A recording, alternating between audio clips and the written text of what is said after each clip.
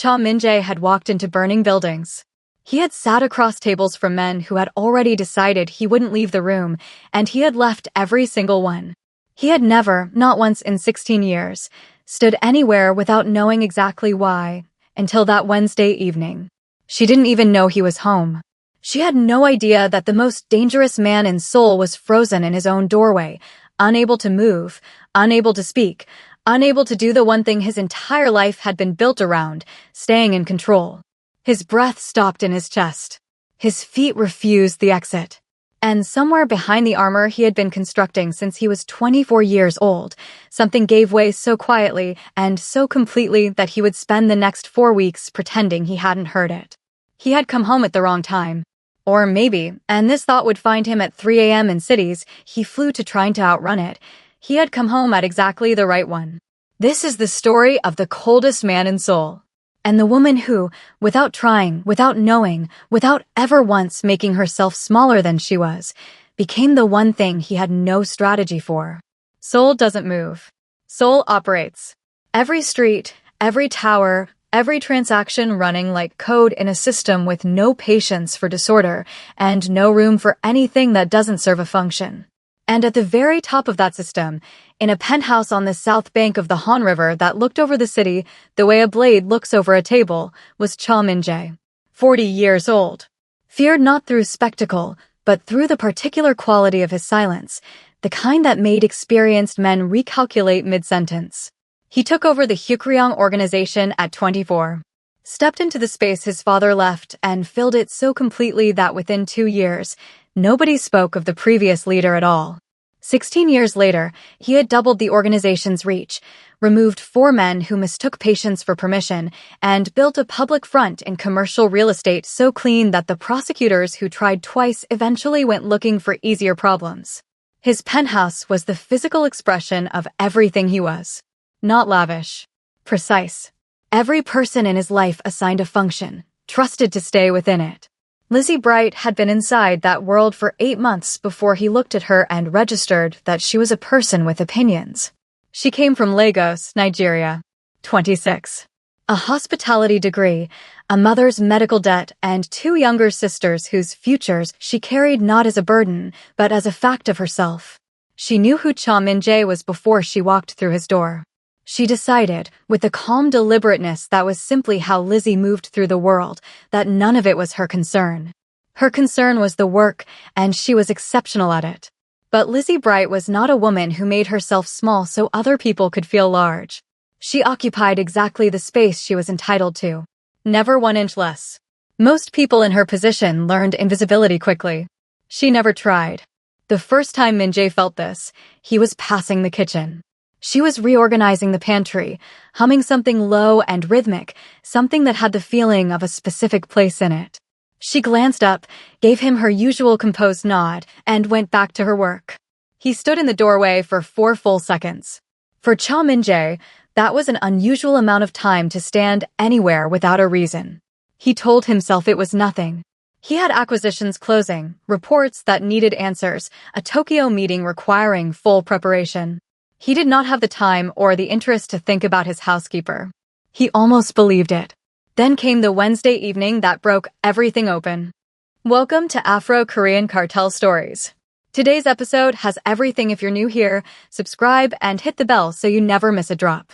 Share this with someone who loves a slow burn that pays off. Drop your city in the comments. I want to know where you're watching from. Now, let's get into it. The Hyukryong organization was not just a gang, it was a ghost. For 16 years, Cha Min-jae made sure of that. From his penthouse high above the Han River, he ran his empire like a ticking watch. Every second was planned. Every guard, driver, and worker had a set job. If someone made a mistake, they were gone. Min-jae lived in a world of black suits, silent car rides, and cold looks. He did not have friends. He had pieces on a game board. His life was a math problem with no room for error. Lizzie Bright was not a game piece. Back in Lagos, she had a clear plan. Her mother's medical bills were piling up, and her 2 younger sisters needed money for school. So, Lizzie took the job in Seoul.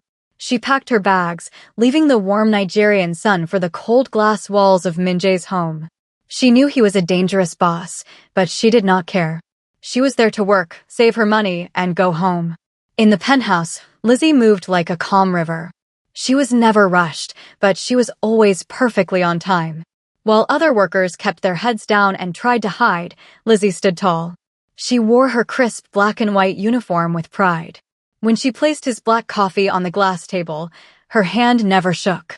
She did not whisper to make herself small. If she needed to ask him a question about the daily schedule, she looked right into his dark eyes. She was amazing at her job. The floors shined, the meals were flawless, and the penthouse felt warm for the first time in years. Min-jae was used to people shrinking away from him out of fear. But Lizzie just walked past his dark moods, completely ignoring the invisible crown on his head.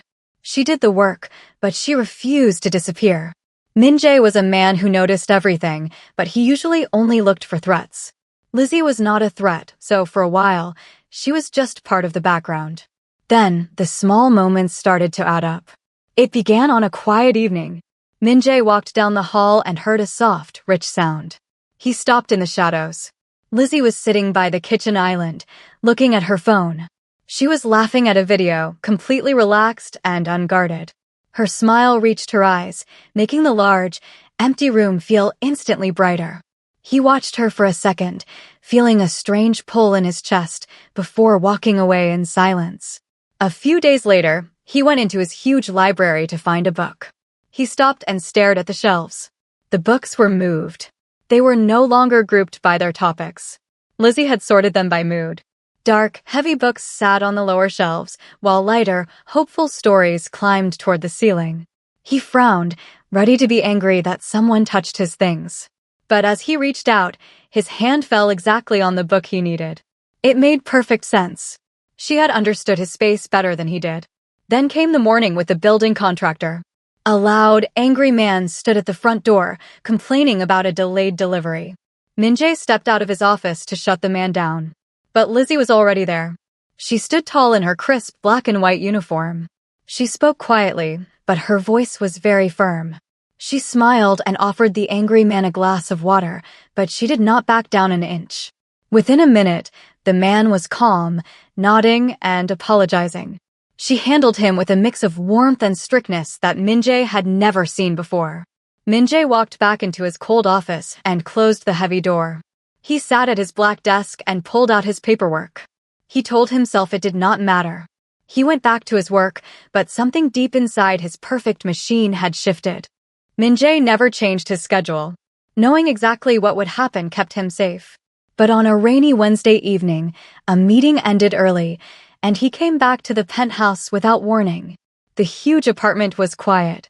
He dropped his keys on the glass table and walked toward his private sitting room. He expected the usual dark, empty space. Instead, he pushed the heavy door open and stopped dead in his tracks. Lizzie was there. She had her white earphones in and her eyes tightly closed. She was dancing.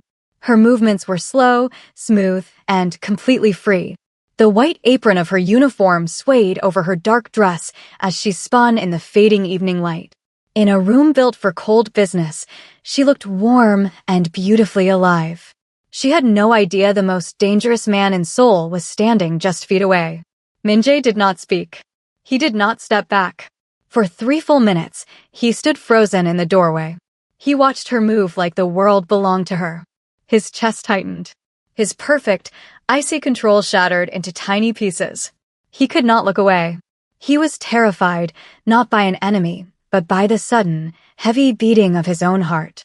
Then she turned.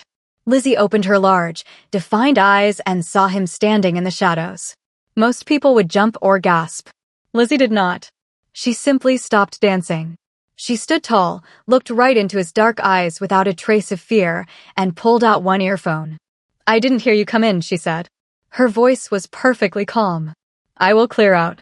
She walked past him, her rich ombre curls bouncing slightly. She did not look back. Min-jae was left alone in the quiet room. He stood in the exact same spot for 4 more minutes. He stared at the empty space where she had been, unable to make sense of the chaos in his mind.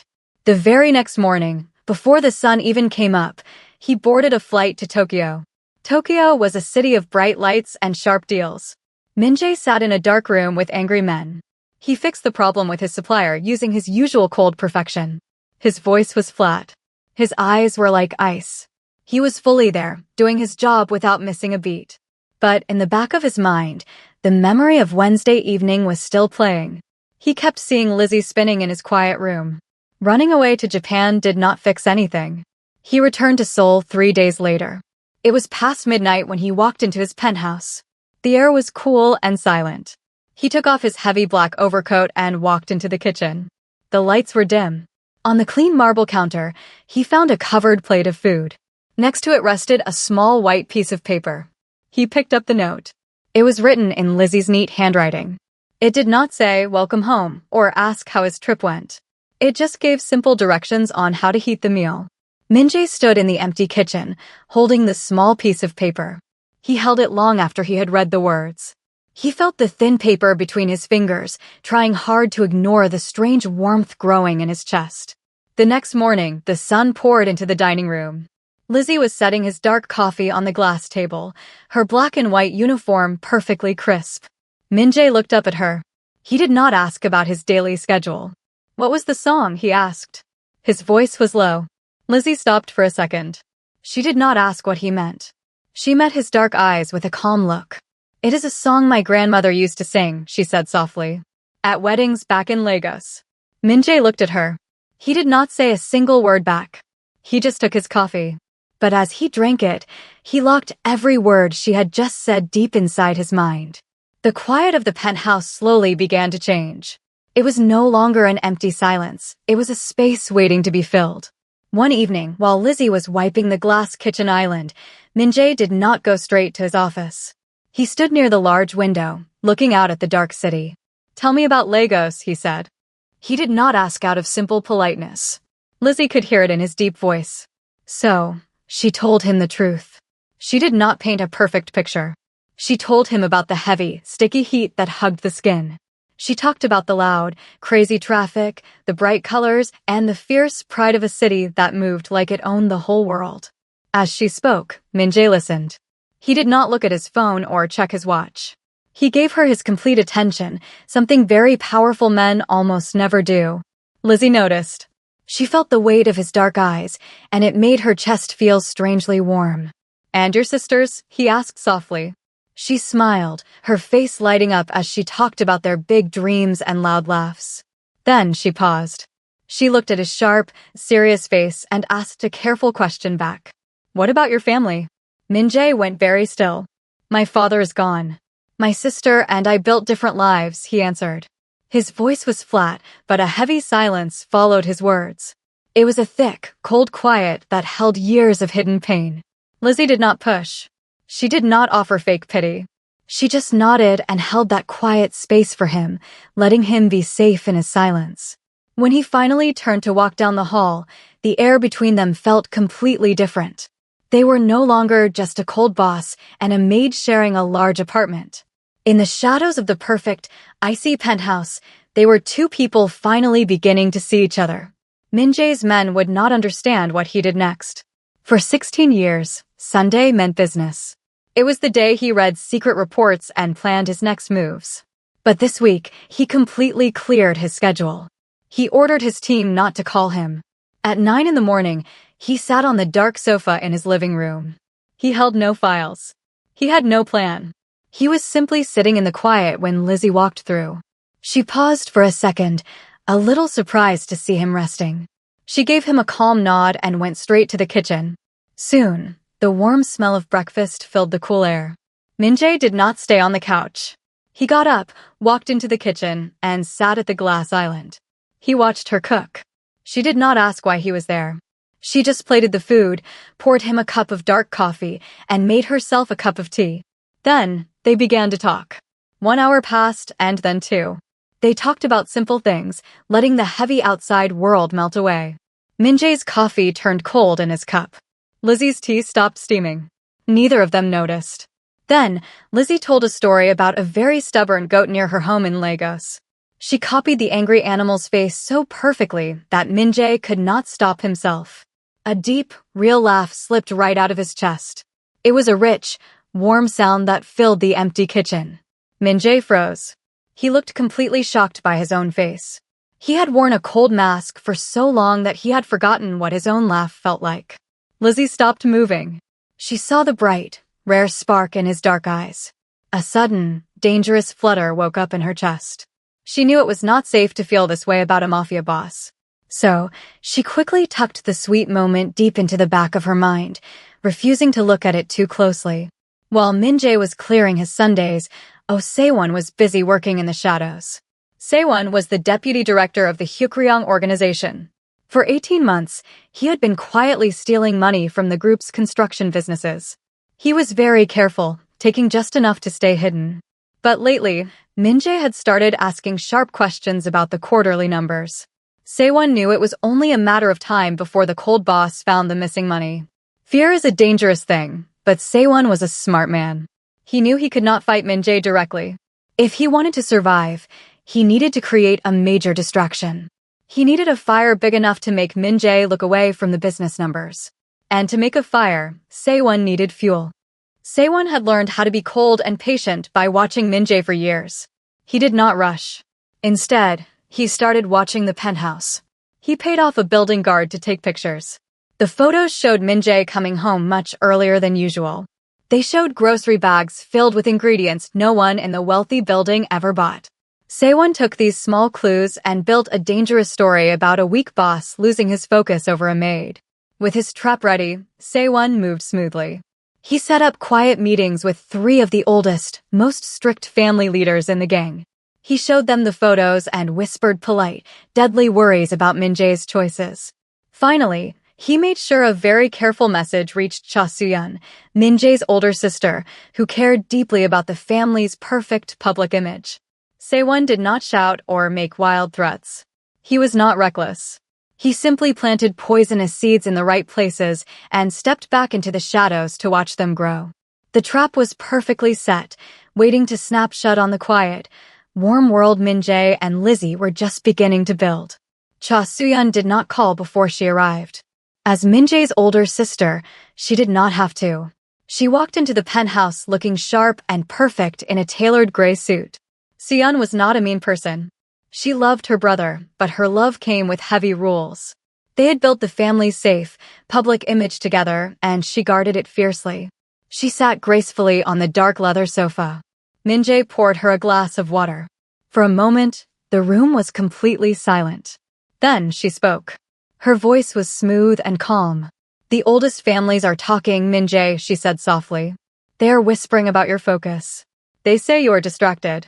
She did not yell or make wild threats. She did not even mention Lizzie's name. She did not have to. In their dangerous world, a simple whisper was enough to start a war. "Our family name is a strong shield," Soo-yeon continued, looking right into his dark eyes. "But it can only carry so much weight. You know what we can survive, and you know what we cannot accept." Min-jae sat across from her. He did not argue or defend himself. He knew this was Se-won's trap working perfectly in the background. His sister was just delivering the final warning. "I understand," Min-jae said, his voice flat and controlled. "Thank you for coming, Soo-yeon." He stood up and politely walked her to the heavy front door. When it clicked shut, the penthouse felt huge and empty again. The cold shadows seemed to press in on him. Min-jae walked back into the middle of the living room and stood perfectly still. For 16 years, he had lived only for the organization. He had been a perfect, icy machine to keep everyone safe. But as he looked around the quiet room, thinking about the warm laughs and shared Sunday mornings, he finally made a choice. He decided exactly what kind of man he wanted to be from now on, and he decided what his life was actually for. Lizzie walked into the penthouse that evening and immediately felt the heavy air. She did not need anyone to tell her that something had happened. She did not hide or wait to be called.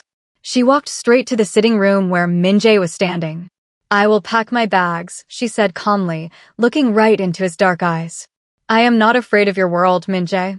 But I will not be the crack in your armor." Min-jae stepped forward. "The problem was Se-won," he said, his voice steady. "And he is already handled. You do not have to leave to protect me." Then, the man who spent 16 years hiding his feelings did something completely new. He stopped managing the situation and simply told the truth. On that Wednesday evening, he said, his deep voice thick with emotion, "I should have announced myself and left. But I couldn't. I held the note you left with my food much longer than I needed to. And when you left that Sunday, it changed everything." He looked at her with total honesty. His walls were finally gone. "I am not asking you to stay for me. I am asking you to stay for yourself if this is where you want to be. The choice has to be yours." Lizzie looked back at him. She saw the dangerous mafia boss, but she also saw the quiet man who had stood frozen in a doorway. She was Lizzie Bright, and every big choice she ever made was her own. She did not step back. She did not run. "I am staying," she said softly. After that night, the world shifted. Oh Se-won quietly disappeared from the city. Cha Soo-yeon came over for tea and smiled politely at Lizzie. The older families simply adjusted to the new reality. And Cha Min-jae, the coldest man in Seoul, slowly learned the truth. His greatest power was not his icy control. His greatest power was standing in a doorway and choosing not to walk away. And that's a wrap on today's story. If this one pulled at something in your chest, then let us know in the comments. Tell us your favorite moment and where you're watching from. And if you're new here, welcome. Subscribe so you never miss a story. Like this video so more people find it. We'll see you in the next one. Please support by subscribing and commenting what you enjoyed about the story and where you're watching from.